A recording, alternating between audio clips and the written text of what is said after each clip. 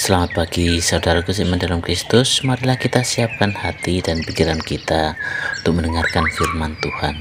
Tuhan beserta kita sekarang dan selama-lamanya. Inilah Injil Yesus Kristus menurut Lukas bab 9 ayat 51 sampai 56. Dimuliakanlah Tuhan. Yesus dan orang Samaria. Ketika hampir genap waktunya Yesus diangkat ke surga, ia mengarahkan pandangannya untuk pergi ke Yerusalem, dan ia mengirim beberapa utusan mendahului dia.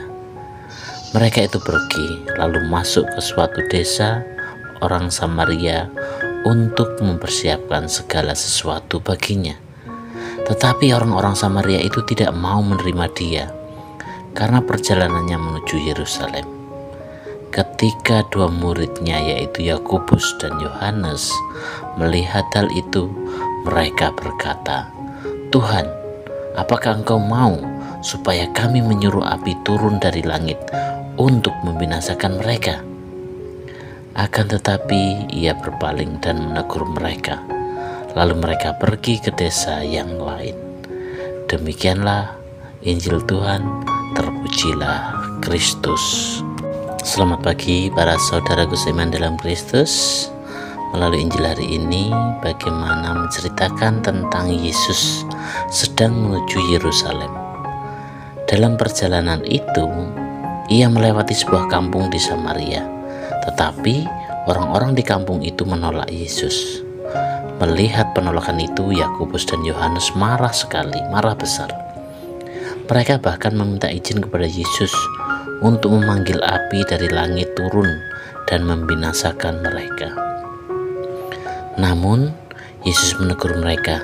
Ia menolak cara kekerasan lalu melanjutkan perjalanan ke tempat lain. Saudaraku seiman dalam Kristus, melalui renungan kita hari ini, sebenarnya apa yang diajarkan oleh Tuhan dalam Injil hari ini? Yang pertama adalah Yesus mengajarkan tentang kasih, bukan balas dendam. Murid-murid ingin membalas dengan cara keras, tetapi Yesus justru menunjukkan jalan kelembutan. Menjadi murid Yesus berarti berani menahan diri dan tetap mengasihi meskipun ditolak. Yang kedua adalah penolakan adalah bagian dari hidup. Tidak semua orang menerima kebaikan atau niat baik dari kita. Namun Yesus mengajarkan bahwa penolakan bukan alasan untuk membalas kejahatan dengan kejahatan. Yang ketiga adalah panggilan untuk sabar dan mengampuni. Dunia sering mengajarkan balas dendam, tetapi Yesus mengajarkan kesabaran. Mengikuti Yesus berarti berani berbeda, tidak terbawa emosi, tetap mengutamakan cinta kasih.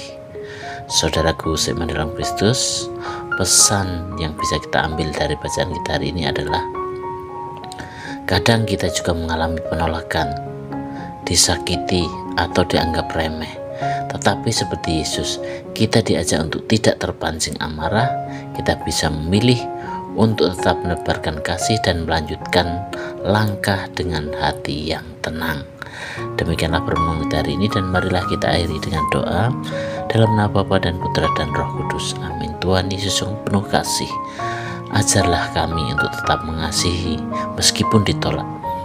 Tolong kami agar tidak mudah marah, tetapi setia berjalan bersamamu dengan hati yang sabar dan penuh dengan damai serta sukacita. Amin. Dalam nama Bapa dan Putra dan Roh Kudus. Amin.